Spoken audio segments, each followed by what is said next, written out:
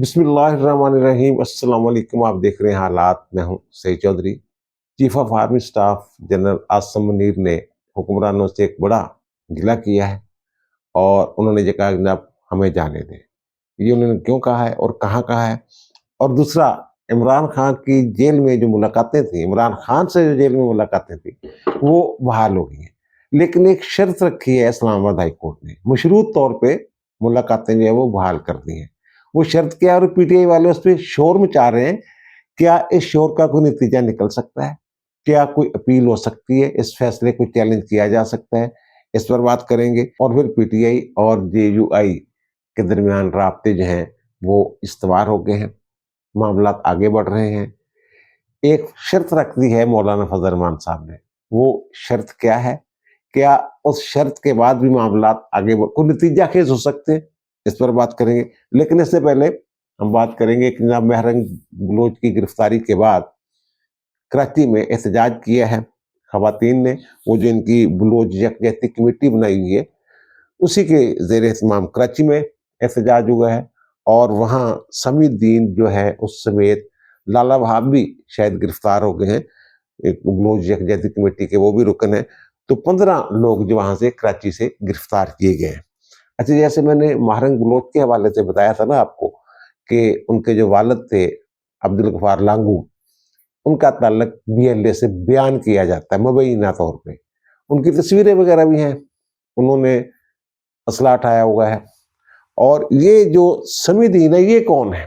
क्या समीउद्दीन और उनके खानदान के ताने बाने भी इन्हीं दहशतगर्द मुसल्लह तंजीमों के साथ जाके जुड़ते हैं? पिछले ब्लॉग में मैंने अर्ज किया था महरंग बलोच की गिरफ्तारी के हवाले से, जो मैंने बात की थी, तो मैंने ये अर्ज किया था खोदा पहाड़ निकला चूहा। तो मैं तो ये समझ रहा था कि शायद मे बी बीएलए की सहूलतकारी के इल्जाम में उन्हें गिरफ्तार किया गया है। लेकिन मेरी इतला के मुताबिक उन्हें नजरबंद किया गया है 1 माह के लिए 3 एमपीओ के तहत। तो अब जो समीउद्दीन साहब हैं, इनके खिलाफ क्या मुकदमा दर्ज हुआ जनाब? दफा 144 की खिलाफ वर्जी के इल्जाम में एफआईआर दर्ज हुई है। ताज़ात पाकिस्तान की दफा 188 के तहत जनाब ये मुकदमा दर्ज होता है। थोड़ी सजा है, जमानत हो जाती है, मुलजिम बाहर आ जाते हैं, 4 दिन जेल काट के दफा 144 की खिलाफ वर्जी के इल्जाम में फिर वो हीरो बन जाते हैं। उनकी कुव्वत जो है वो बढ़ जाती है। समीउद्दीन के वालिद के हवाले से ये कहा जाता है कि डॉक्टर दीन मोहम्मद ये 2009 से लापता है और ये खातून जो है उनकी बाजियाबी के लिए जद्दोजहद कर रही हैं।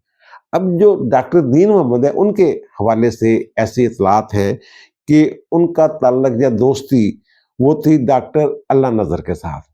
अच्छा, डॉक्टर अल्लाह नज़र साहब जो है ना, ये भी बुलान मेडिकल कॉलेज से पढ़े हुए हैं, जहाँ से महरंग बलोच ने एमबीबीएस का इम्तिहान पास कर रखा है। वहाँ के ही अल्लाह नज़र बलोच जो है ये पढ़े हुए हैं। तो अब डॉक्टर दीन मोहम्मद और जो अल्लाह नज़र है, इनका आपस में वो कहते हैं जनाब कोई बड़ी दोस्ती थी, बड़ा ताल्लुक था। और अल्लाह नज़र जो है वो बलूचिस्तान लिबरेशन फ्रंट के सरबराह हैं और गायब हैं।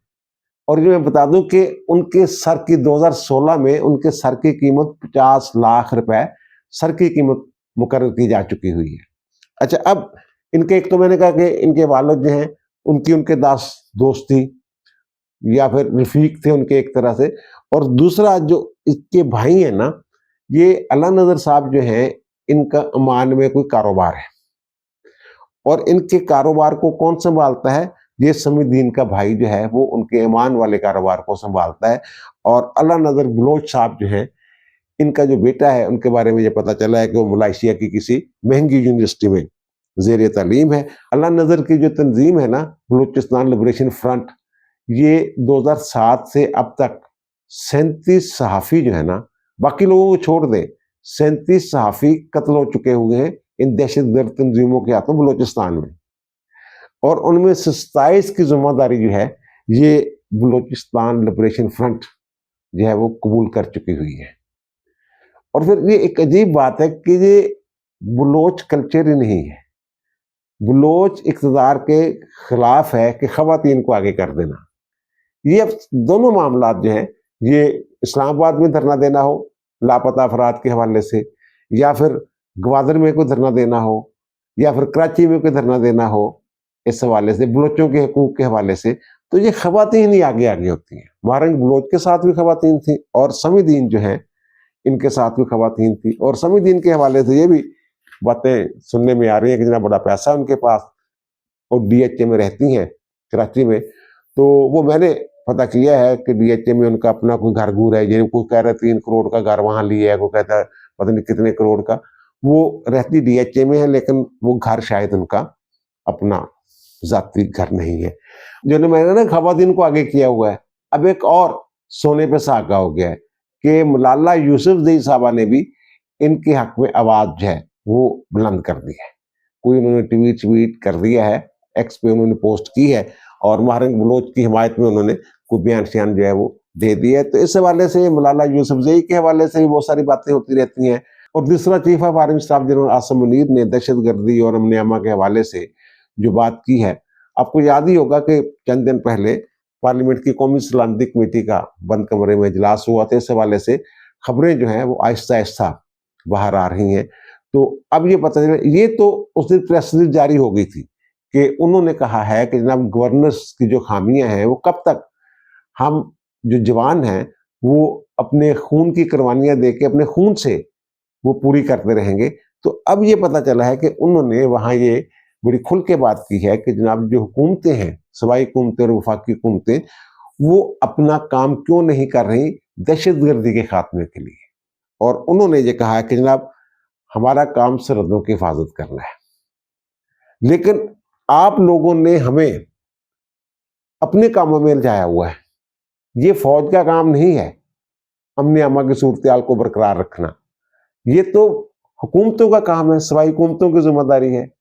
जो नेशनल एक्शन प्लान है उसके तहत जो सूबों की जिम्मेदारियां थी उन्होंने पूरी करना थी, लेकिन वो पूरी नहीं कर रहे, वफाकी हुकूमत नहीं कर रही। 2018 के बाद वैसे भी नेशनल एक्शन प्लान रह गया था, वो तो वैसे ही फ्रीज हो गया, ठप हो गया था।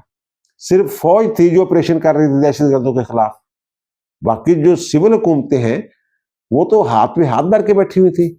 तो अब पता ये चला है कि उन्होंने कहा जनाब आप अपना काम करें, हमें अपना काम करने दें। ये बात अहमद वली खान साहब ने बताई है, वो भी उस मीटिंग में मौजूद थे। तो उन्होंने कहा जनाब, उन्होंने खुल्लम खुल्ला ये बात की, आप लोग हमें क्यों बॉर्डर पे नहीं जाने देते, आप अपना काम करें, हम अपना काम करें।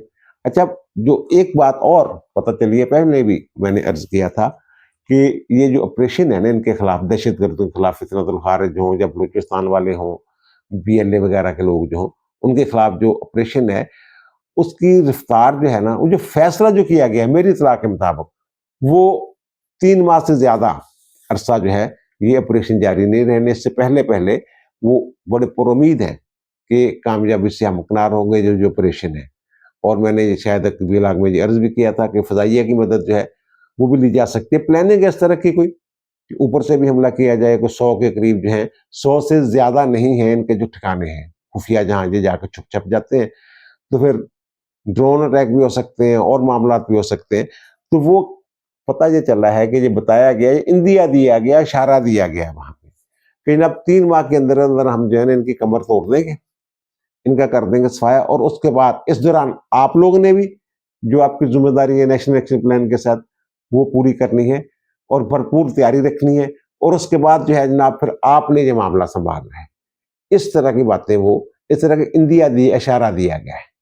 वैसे तो मैंने अर्ज किया था कि वो जनाब उन्होंने वो बताया है कि हमने क्या करना है, पूछा नहीं है भारत। और अगली बात जो है कि जनाब जमीयत उलमा इस्लाम और PTI के दरमियान इमरान खान ने कहा था ना मारेंग बलोच को भी इंगेज करें और जो पता नहीं किस किस को इंगेज करें और मौलाना साहब को जनाब बनाए।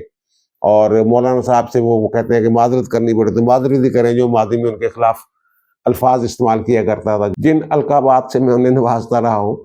तो अब ये पता चला है कि जनाब इनकी एक मीटिंग, उसके बाद एक संजीदा किस्म की मीटिंग जो है वो हुई है। उन्होंने पैगाम भी भेजा था ना खुफिया तौर पे, पैगाम जनाब लेके जाएंगे सलमान अकरम राजा साहब।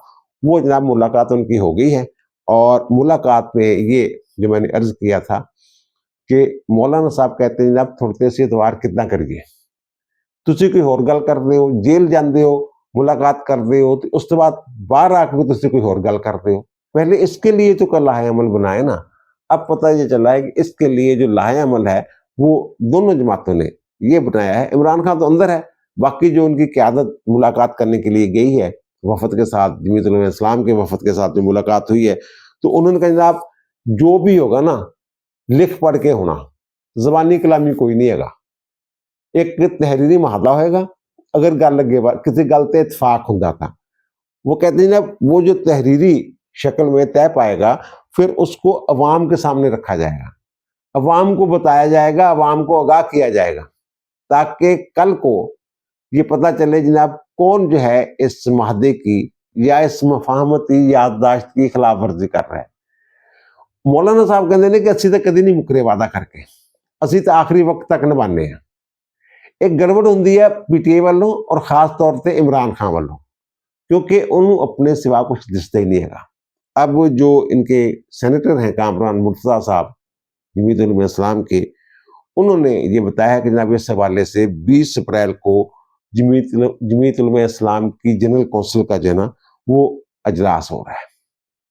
देखिए मामला आगे बढ़ते हैं नहीं बढ़ते, और ये मुझे ये कह लें कि जनाब मैं समझता हूँ कि गालिब इम्कान ये है कि ये जो तहरीक वाली बात है ना, मौलाना साहब कोई तहरीक के लिए अपना कंधा दे देंगे इनको पीटीआई वालों को, वो मुझे होता हुआ सरदस्त जो है वो नजर नहीं आ रहा। अगर होता है तो ये बहुत झुक के जाएंगे पीटीआई वाले, फिर मे भी थोड़ा बहुत जो है वो गोगुना तो मिट्टी शिट्टी जिन्हें ने मौलाना साहब ला देन।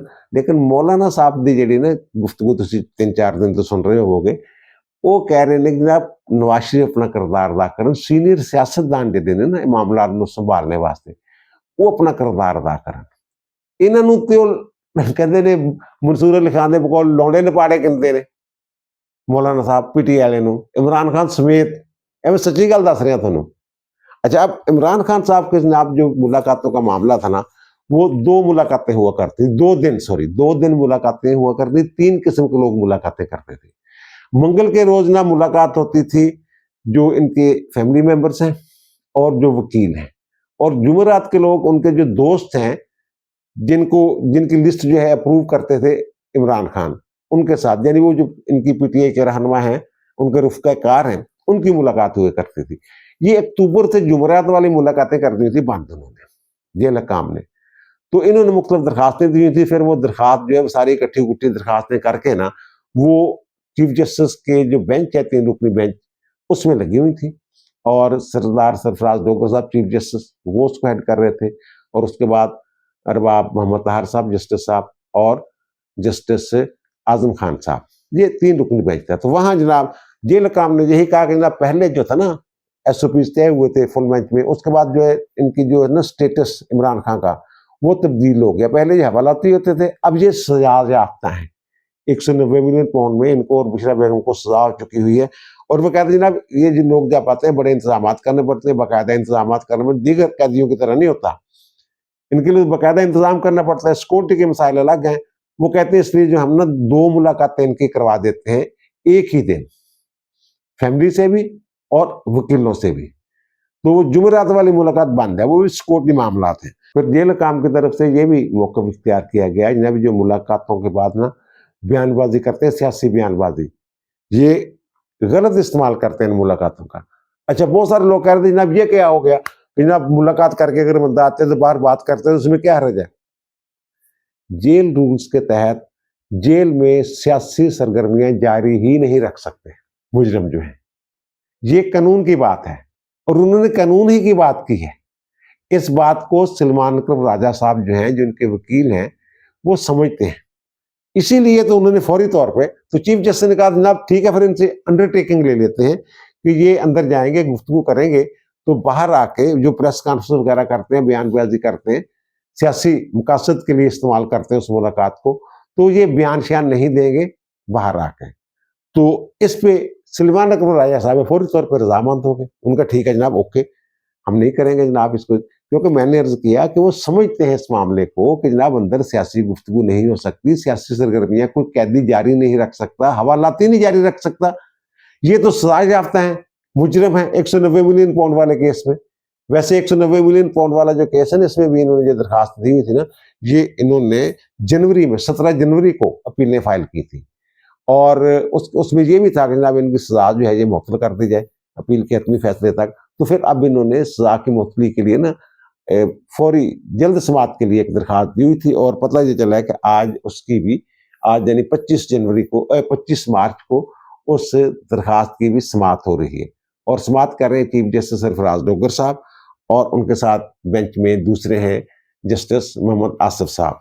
ये देखें, ये भी हो सकता है कह दें ना मेन अपील के साथ सुना जाएगा इस दरखास्त को भी, ये भी तो हो सकता है ना। वैसे मेरी इतला के मुताबिक तो ये इस्लामाबाद हाई कोर्ट ये तय कर चुकी है, सरफराज डोगर साहब जब आए उसके बाद कि जनाब जो भी अपील आएगी ना, जैसे आम जो कैदी होते हैं या मुजरिम होते हैं जैसे उनकी अपीलें आती हैं, इसी तरह कोई अगर बासर हाई प्रोफाइल किस्म का जो कैदी है अगर उसकी अपील आती है तो वो भी उसी यानी कि अपनी बारी का इंतजार करना पड़ेगा सबको।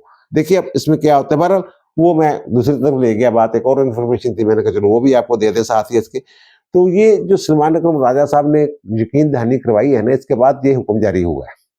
इस यकीन दहानी की रोशनी में ये कहा गया है कि जुमेरात के रोज ना, ये इनकी जुमेरात वाली जो मुलाकात है, जो रुफ़का के साथ दोस्तों के साथ जो मुलाकात होती है वो भी बहाल कर दीजिए। लेकिन उन्होंने ये कहा कि जनाब वो कहा कि जनाब ये तो 98 दरखास्तें हैं लोगों की जो हाई कोर्ट में आई हुई हैं कि जनाब ये जो आई थी वक्तन फक्तन और निपटाई गई हैं कि जनाब हमें मुलाकात करने की इजाजत दी जाए। वो कहते हैं ऐसे तो मुलाकात हर बंदा उठ के एक दरखास्त दे दे, तो उस पे जो चीफ जस्टिस है उन्होंने कहा कि जनाब ये सलमान अकरम राजा साहब जो कोऑर्डिनेटर हैं इमरान खान के, तो सलमान अकरम राजा जिन लोगों के नाम देंगे ना उन्हीं की मुलाकात करवाई जाएगी। ज़ाहिर है अप्रूवल तो अंदर से है नहीं ना, इमरान खान जो ये लिस्ट देंगे सलमान अकरम राजा, उसकी भी अप्रूवल जो है वो इमरान खान से लेना पड़ेगी। अब इसके बाद जनाब नईम पंजोता साहब ने एक और सियासी गेम की, वो फौरी तौर पर लिस्ट लेके पहुंच गए जेल में, जनाब बड़े आला जेल, जनाब ये लोग जो इनकी मुलाकात करवाई जाए। अब जब ये तय हो गया कि लिस्ट वो होगी जो, और फिर बाद में कह रहे हैं मेरी लिस्ट वसूल नहीं कर रहे, दरखास्त कबूलने को वसूल नहीं कर रहे जनाब बड़े आला जेल वाले, वो कितना करेंगे? वो सलमान अकरम राजा ने दरखास्त देनी है सर, उन्होंने लिस्ट देनी है। और दूसरा ये जो फैसल चौधरी साहब ये कह रहे हैं हम इसको चैलेंज करेंगे, ये और हमारे साफी दोस्त भी कह रहे हैं कि जनाब ये जबानबंदी को हुक्म कैसे जारी किया जा सकता है, ये जो कहते हैं जनाब आज़ादी है ज़हार राय इस पे कदगन है। और भाई मेरे वो जो अंदर मुलाकात करके आएंगे वो उस मुलाकात को सियासी मकासद के लिए इस्तेमाल नहीं करेंगे। और जेल काम ने बताया है, बल्कि हुकूमत की तरफ से ये मौका भी इख्तियार किया गया जनाब ये जो उसको मुलाकात के बाद आकर बयानबाजी करते हैं तो उससे अमनो अमान की जो सूरत हाल है वो पैदा हो सकती है। बिल्कुल ठीक है, ये इसी तरह के जो बयानात हैं इमरान खान के, उन्हीं के नतीजे में तो 9 मई वाला सानिया हुआ था। और जो बाहर आके जो गुफ्तगू किया करती हैं उनकी बहनें और दीगर जो लोग हैं, वो जो लेके आए थे जत्था ये नवंबर में इस्लामाबाद पर चढ़ाई की थी, तो वो भी उसी का शाखसन है। तो बहरहाल अब जो मैं कह रहा हूँ सलमान अकरम राजा ने बड़ी अक्लमंदी का मुजाहरा किया है, तो अब ये दूसरे लोग जो इन पर तनकीद कर रहे हैं या अपील करें। अब ये मैं बता दूं कि अगर मुकदमा के फरीकैन की बाहमी रजामंदी के साथ कोई मसला हल होता है या कोई हुक्म जारी होता है तो उसको फिर चैलेंज नहीं किया जा सकता। सुप्रीम कोर्ट में भी चैलेंज नहीं किया जा सकता। सुप्रीम कोर्ट में जाएंगे कहेंगे जनाब आप तो खुद यकीन दहानी करवा के हैं, आपने खुद कहा जनाब ये फैसला करने में कबूल होगा। दूसरा फरीक जो मौके इख्तियार कर रहे हैं उससे आप इतफाक कर रहे हैं, और दूसरा फरीक जो है वो आपके मौकफ से इतफाक कर रहे हैं। आप कह रहे हैं 3 मुलाकातें करवा दें। पहले फरीक ने ये तस्लीम कर लिया जेल काम ने, ठीक है जनाब 3 मुलाकातें करवा देते हैं। उन्होंने कहा जनाब आप बाहर आके इसको सियासी मकासद के लिए इस्तेमाल नहीं करेंगे, बयान शयान नहीं देंगे। आपने कहा ठीक है हम बयान शयान नहीं देंगे। लेकिन ये जो बात है ना कि जनाब उनकी जबानबंदी हो गई है या जो हक है उनका अज़ार राय का उस पर पाबंदी लग गई है, जनाब वो मुलाकात तो पाबंदी तो इमरान खान पे है, तो ये बाहर आके फिर जनाब ये इनके ऊपर पाबंदी कैसे लग सकती है? उस तरह पाबंदी है ही नहीं। ये जो सियासी लोग जाकर मुलाकात करें रुफ़का कार, उनके ऊपर असल में पाबंदी लगी है कि वो मुलाकात के बाद यानी कि असद कैसर मिल के आ गया या उमर अयूब मिल के आ गया, वो बाहर आके वो उसका डंडोरा जो मुलाकात अंदर हुई होगी उसका डंडोरा शिंडोरा जो ना वो नहीं पीटेंगे। और दूसरी बात यह है कि वो मुलाकात की तफसीलात जारी करने के और बहुत सारे तरीके हैं, उन तरीकों को बरूए कार ला सकते हैं। ये जो हुक्म है ना, ये जो यकीन दहानी है, इस पे मिन्नो अन जो है वो अमल दरामद नहीं हो सकता, ये मैं बता दूं। लेकिन बहरहाल एक यकीन दहानी करवाई है और उस पर अगर अमल नहीं होता तो फिर तौहीन अदालत की जो तलवार है वो भी लटकी रहेगी। अब दीजिए मुझे इजाजत, इंशाल्लाह दोबारा मुलाकात होगी नए भी इलाके के साथ। अल्लाह ताला आप पर, मुझ पर, हम सब पर मेहरबान रहे। अल्लाह हाफिज।